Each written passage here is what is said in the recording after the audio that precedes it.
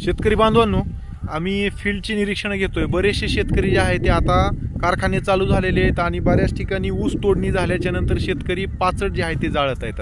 तर हे पाचट जाळणं हे आपल्या जमिनीसाठी अत्यंत धोकादायक आहे. का तर हे पाचट जाळल्याच्या नंतर इथली जी कृषी परिसंस्था आहे ते पूर्णपणे नष्ट होती आणि जीवाणू जे आहेत ते पूर्णपणे नष्ट होऊन जातात आणि त्याच्यामुळं आपल्या पिकाला जी काही हे पाचट कुजून जी काही भेटणारे अन्नद्रव्य आहेत तर ते मोफत भेटणारे अन्नद्रव्य सुद्धा जे आहे ते आपल्याला त्या ठिकाणी भेटत नाहीत. तर इथे एक चांगला असा नाविन्यपूर्ण प्रयोग जे आहे ते शेतकरी महोदयांनी केलेला आहे. तर तो काय केलेला आहे, पाचट व्यवस्थापन कशा पद्धतीनं केलेलं आहे, खोडवा व्यवस्थापन कशा पद्धतीनं केलेलं आहे आणि त्याला किती खर्च आलाय, तर ती माहिती जी आहे ते आपण जे आहे ते ह्या ठिकाणी जाणून घेऊ. साहेब नमस्कार.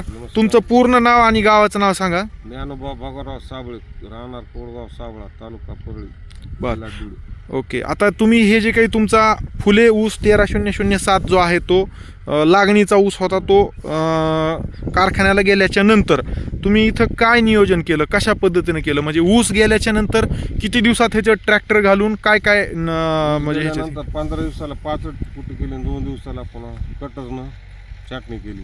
बर, म्हणजे ऊस गेल्याच्या नंतर लगेच जे आहे ते तुम्ही पाचट कुट्टी आधी करून घेतली आणि पाचट कुट्टी झाल्याच्या नंतर जे आहे ते खोडकी कटरनं जे आहे ते ह्या ठिकाणी हे सगळे बुडखे जे एक्स्ट्रा राहिलेले होते. बरं, ऊस तुमचा लेबरनं गेला होता का म्हणजे हार्वेस्टरनं गेला होता?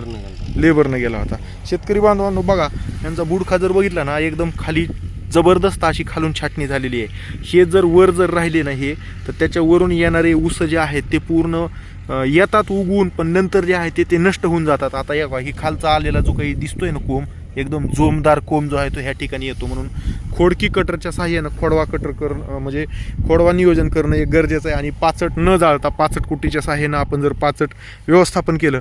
बघा मला सांगा, आता इथं इंटरकल्चर ऑपरेशन तुम्ही बैल जर घालायचं म्हटलं तर तुम्हाला काही त्रास होईल का इथं हे पाचटाचा? नाही ना, आता कुट्टी केल्यामुळे आता खोडकायचं हां एकदम राऊंड मोकळं आहे. हां, आता ह्याच्यात छोट्या ट्रॅक्टर रुटर केलं की क्लिअर होती, क्लिअर म्हणजे सगळी जी आहे ते जिरून जाते पाचट. तर आता ह्याच्यात खत काय काय टाकलं होतं तुम्ही पाचटावर कुजण्यासाठी? फॉस्फेट 3 पोते एकर, युरियाचं 1 पोतं, युरियाचं 1 पोतं एकत्रित करून टाकलं होतं.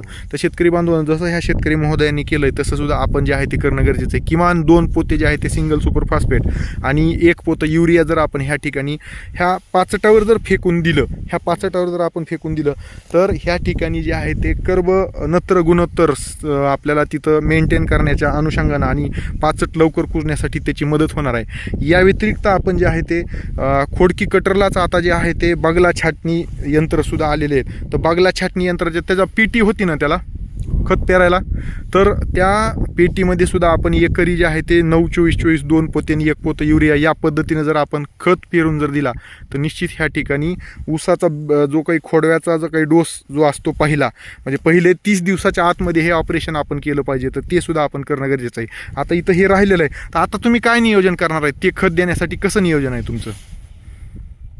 आता खुडकीच्या एका तासाला पाठी म्हणून पेरायचं खुडकी धरून. ओके, त्याला मोग लावायचं आणि खुडकीच्या बाजूनं जे आहे ते पिरून घ्यायचं जेणेकरून ते माती आड होईल. पण आता हे स्प्रिंकलर जे आहे ते किती दिवस झालं लावताय तुम्ही, किती वेळ चालवताय? एक शिफ्ट 8 तासाची. हां 20-9 जून. ओके, तर 8 तासासाठी एका ठिकाणी तुम्ही स्प्रिंकलर जे आहे ते ठेवताय. तर शेतकरी बांधवांनो, खोडवा व्यवस्थापनामध्ये बरेचसे शेतकरी म्हणतात आमचा ह्या ऊसाचा खोडवा नीट नाही गेला आहे किंवा, तर तिथं व्हॅरायटीला बदनाम करतो, पण आपल्या काही चुका असतात. जसं आता इथं ह्या ठिकाणी खूप चांगल्या पद्धतीने ऊस उगवून यायला सुरुवात झाली आहे. तर ही व्यवस्थापनाच्या उपाययोजना आपण केल्या पाहिजेत की पाचट कुट्टी करणे, लगेच जे आहे ते अशा पद्धतीने स्प्रिंकलरच्या साह्यानं पाणी देणे जेणेकरून पाचट व्यवस्थित दबून बसतंय, मातीच्या संपर्कात येतं आहे आणि त्याच्यामुळं कुजायची प्रक्रिया जी आहे ती एकदम फास्ट होते आणि या माध्यमातून जे आहे ते आपल्याला उच्च दर्जाचं जे आहे ते खोडवा व्यवस्थापन होऊन उत्पादनही चांगलं येईल. तुम्हाला ह्याचा डुकराचा काही त्रास होईल का, ह्याचं काय वाटतंय का तुम्हाला? डुकराचा पुन्हा होईल ना त्रास. मग त्याला काय करणार तुम्ही? तार लावावं लागणार. तार लावावं लागणार आहे. तर शेतकरी बांधवांनो, हा सुद्धा महत्त्वाचा विषय आहे की ह्या ठिकाणी आपण झटक्याची मशीन जी काही भेटते, हां झटका मशीन, तर अवघं एक 6 ते 10 हजारापर्यंत 4 एकर क्षेत्राचं ते व्यवस्थापन करू शकते.